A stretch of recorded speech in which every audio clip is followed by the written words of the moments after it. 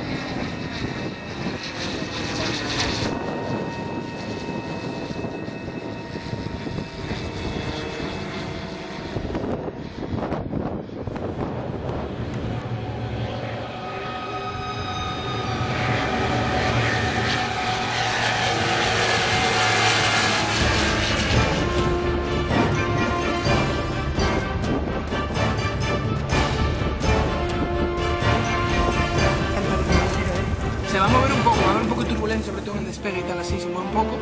Si por lo que sea os mareáis o si no traéis un poco tal, me lo decís, quejaros. Vale. Veréis, ¿vale? Que Vale. va a desviar un poco por la montaña, es una curva y eso nos da ascendencias y descendencias, son turbulencias, ¿vale? Bueno, pues nos pilla un poco de turbulencia esta vez. Vamos a hacer vueltas inicialmente. ¿Algún tráfico en circuito del Mike Oscar, el punto de espera 2810? Ahora yo puedes esperar, yo estoy en el hospital de la Fresneda para entrar en volar raffinado. Última Alfa en zona de Vicente para incorporarme a final del 8 y con tráfico preferente rodando a cabecera 28.